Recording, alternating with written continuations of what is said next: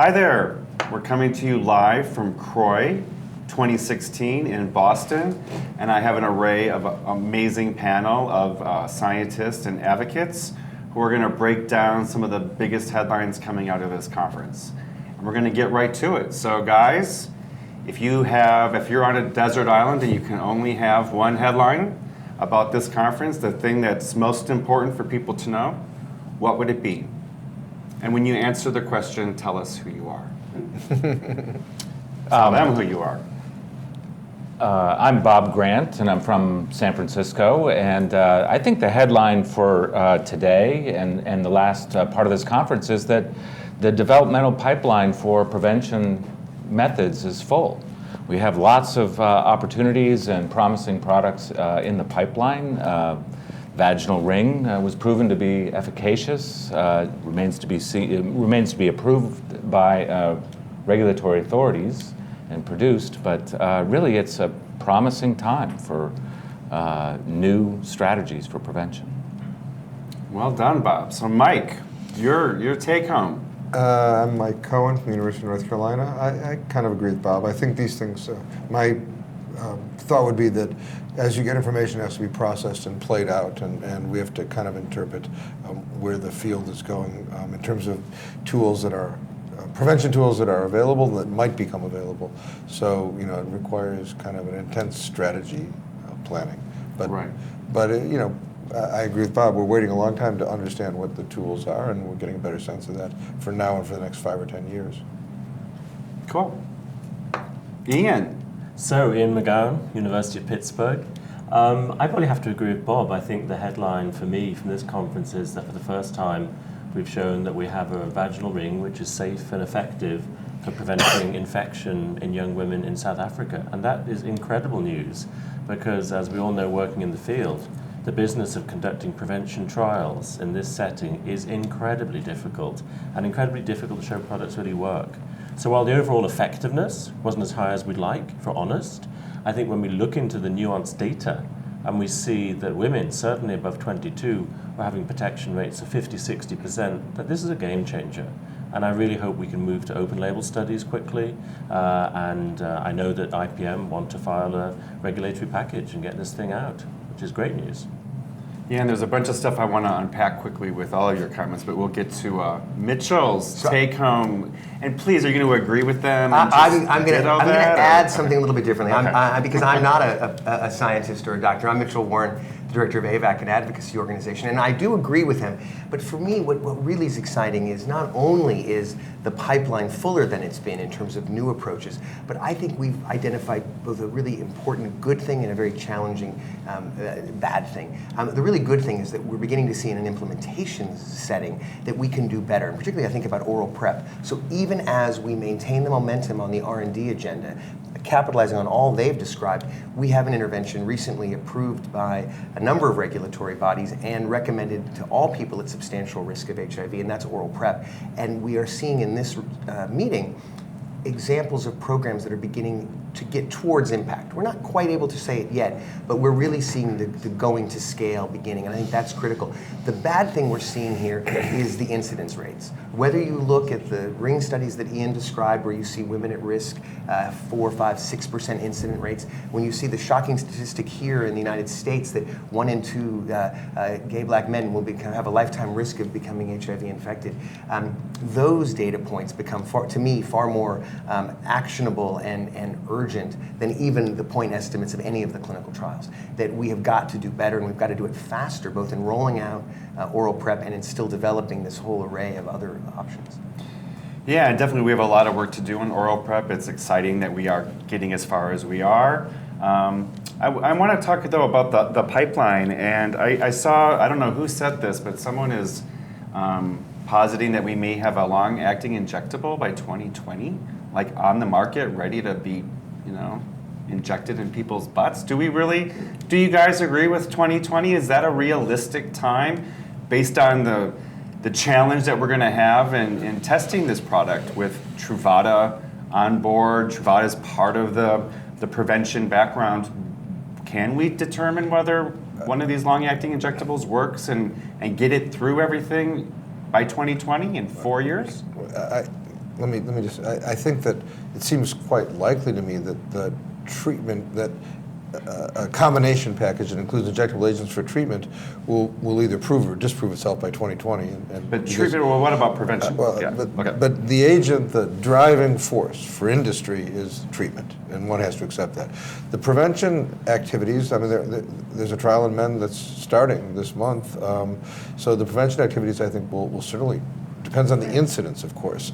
So if the incidence is high enough, then those prevention activities could lend themselves to lots of information. If the incidence is low, then trials go on longer.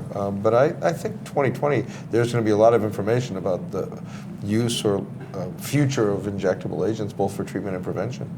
It's not I wouldn't unreasonable. doubt that we'll have information, but will we have a product? And I think Ian, in Ian's talk, brought up a number of challenges with making long-acting injectables actually work in a trial and also in the real world. So it just seems really optimistic, and I'm like, I like to push back on, I don't like to push back, but it seems like magical thinking, and we are always looking for the next best thing, and it's always coming really quick, and actually it never comes quick. But I mean, you could disagree with me too. It's extremely unlikely you're going to have a licensed product on the street in 2020 for prevention. That's for sure. For treatment, though. Prevention. No, but well, for treatment. I was asking about prevention. I know, but I'm just This curious. is You don't believe treatment, a product for treatment, injectable No. I products? think the treatment pipeline is more advanced. That's clear. But I'm just saying, the challenges and logistics and timelines for a prevention phase 3 program, then analysis and licensure. So I think 2020 will be very optimistic, unless you stopped early for overwhelming evidence. Well, that's the answer. And I would say one other point, that a decision has been made, just generally speaking, that the regulatory package would include men and women. Okay, so in sub-Saharan Africa and in the Americas. So the regulatory package is moving forward in that direction. Now, again, it depends on incidence and how if the injectables work as well as some people think they might, without unanticipated side effects, without other troubles, and good things could happen. If there's a lot of futility built into all these studies too. These are not going to be removed once they're injected, so the safety profile has to be extremely high, and the investigators are very sensitive to that. Side effects could complicate development very quickly. Sure. But having said that, I think that the train has left the station, which is good. There's a lot of excitement about that train. So Indeed. we'll see. Jim, but I think your point is that it's going to take 4 or 5 years to get anything new on the market. And for now, we have excellent alternatives. And this is a point that Mitchell was making. Yes. That we have antiretroviral therapy, and we know, based on Mike's work and others, that it really does render people uninfectious. Their partners do not get infected if they take enough therapy to lower their viral load to undetectable levels. We also have oral PrEP, a prevention pill that can work extremely well in people who use it daily or can use it strategically around times of sexual exposure. And these are things that we have now. They're recommended by the FDA, by the CDC, by the WHO. They're manufactured on massive scales. PrEP is now approved in Kenya, Israel, South Africa, and the United States. Right. And so we can stop this epidemic now with what we have. New and better things are on the way, but we can make a lot of progress with what we have now. Well, it's very funny. I was thinking back to CROI, I think it was 2011 or 2012 when the voice results came out. Disappointing, but an incredibly well-conducted trial, and I'm often reminded of that. But I remember a lot of the conversations at that meeting talked about, well, the gel didn't work, the pill didn't work, but we've got a ring. And I think now coming out, there's a buzz. Well, the ring wasn't quite as good as Ian described, but we have an injectable. And I think we always come back, I think all of us on this panel and many of us in this community, that we clearly need these array of options, and people will choose different things. But we should operate, I think, somewhat schizophrenically. One is planning as if we're going to have these new interventions in 4 years or 5 years or 7 years, and making sure that we reduce the barriers as best we can in product development. But we also have to simultaneously act as if we'll never have these products and act with the things we've got. So if we only think it's the future, we're going to have a much harder threshold of treatment needs based on new infections. So we have to operate planning as if we're going to get them sooner than later, but simultaneously acting as if we may never get them, so that we don't miss opportunities. Yeah, Sure. I do think two interesting things about existing antivirals. It's shocking. There's no case reports even of people who are suppressed and then transmitting HIV, either in men who have sex with men are in heterosexual. There's zero case Stunning. report. It Yeah. is stunning because we're looking for case reports. People want to find such They do. phenomenon, and they're not findable, Right. which I find incredible. First, and then the second point is about oral Truvada. I would agree with Bob said and what Mitch said. It is available. It is licensed, and the re-exploration of its use in women is the optimization of the product and its further investigation in women is a very important topic. Not to wait and push and push and push, but to make sure we know how to use it best. I think for the men, I think there's been a general agreement about this, and for the women, it's been less aggressive, both in the West and in developing countries, and that's being re-explored. But I mean, a big feature Well. from today's presentations were the 18 to 21-year-old women in sub-Saharan Africa.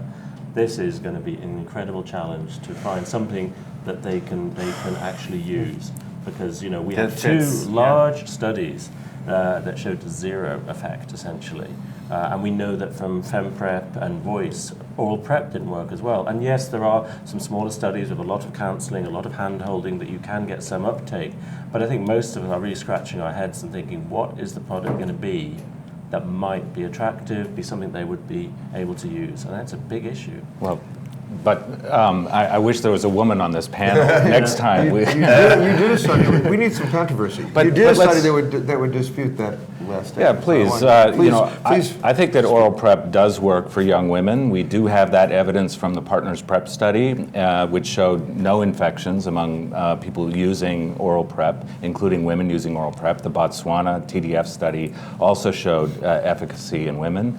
And the Thai study of PrEP also showed Yeah, but Bob, evidence of... we don't have to argue about this tonight because we'll be here all night. The It does bottom make line good is, TV, the bottom so- line is a sort of in a relatively low intensity provision environment, there are huge challenges in demonstrating uptake. It totally works in women. Of course it works in women when it's taken. That's not the problem. And Partners in Prevention was a completely different population. It was a serodiscordant population, low background transmission rates, very established stable couples. But That is Bob did not- it- that's but not Bob did it- single he did a 18 study. But let's girls. let's also talk about Linda Gale Becker's Yeah. study in Cape Town, which was very young, predominantly age- single. median age in that Median study? age was 24. That's not young. Well, I'm 18-year-olds. And that means half were 18 to 24. I and, was never good on math. Poor thing. and we found that about 2/3 were able to take PrEP effectively. Daily. Yeah, and achieve levels that were highly protective for them. It wasn't an efficacy study, but it was a demonstration project that really showed that young women, the half between 18 and 24, were able to take the drug. And we did a stratified analysis that showed that they did equally well as the ones who were older. So they can do it. The key to success, we think, is to tell people what they're getting.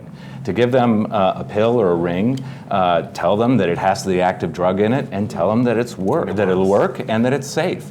The randomized trials didn't do any of that. They gave people a study product and said that it might be a placebo, it might be the real thing, and it might not work, and it might not even be safe. And of course, young people often walked away from that as an opportunity and said, well, when you know more, let me know so I can do it. And in fact, that's what we're seeing in demonstration projects, that as we tell people real information about how safe and effective these things are, they use them. Mm-hmm. And this is the opportunity that you all have with the vaginal ring to, now that you know that it works when used and that it's safe, you can go back and offer it to people and say, look, this is a real thing. This can work for you. And possibly being able to design it where you can offer them a choice and really understand that. The one other thing, and it's easy to say the glaring absence is a woman on this panel, but the other glaring absence is that, let's face it, none of us could even have been in the ring studies if we'd been women. We're all too old for that study too. So there's no one young here, and I do think How sad separate, that how is. sad. But irrespective, I think we rightly, and because we're at CROI and because all of us focus on biomedical prevention, it is so easy to think about it as gels and pills and rings and vaccines and antibodies and infusions and injections. And it is all of those things. But it's also fundamentally about getting people to use these products. And I was, I think, very struck.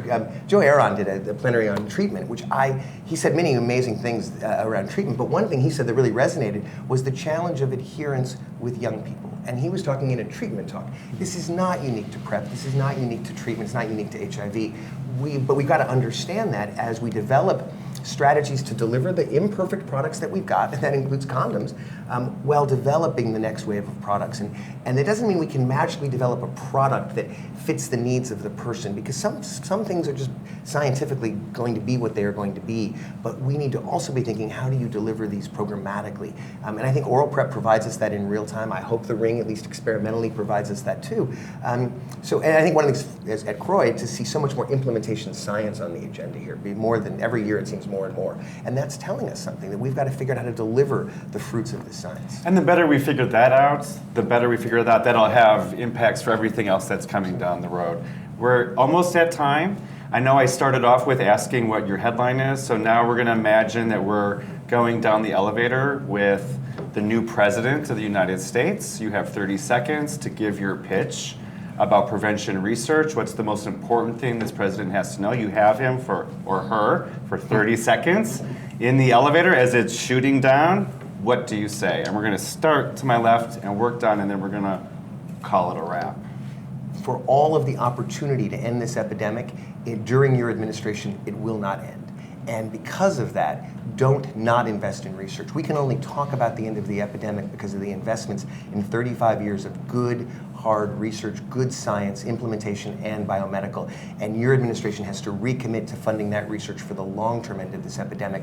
Don't believe it when someone says we're going to end it while you're president. Ding. Okay, you're just stepping on the elevator, Ian? Rings, very exciting. Need to build on that promise. We need to do an open label study. Yes, we do. I think the Mike. most important thing we can do is to continue to try and treat the most people humanly possible, and create an environment where they're able to be linked to care and adherent to care, and then invest in research that ends the need for treatment to suppress viremia. That is the cure research that really is the bridge from ART for infected people to no requirement for ART. So I think, to me, that's the very best investment. The treatment is both prevention and renders people productive and healthy. So I just don't see how that can't be the highest priority for our new president, President X. And Bob. Ending the epidemic means making available what we know how to do to everyone who needs it. And there's a lot more we need to do to make sure that women have access to PrEP and to treatment, and men of color as well. Excellent. So thank you guys. It's been a pleasure and a privilege sitting here with you. My name is Jim Pickett with the AIDS Foundation of Chicago, signing off from CROI 2016.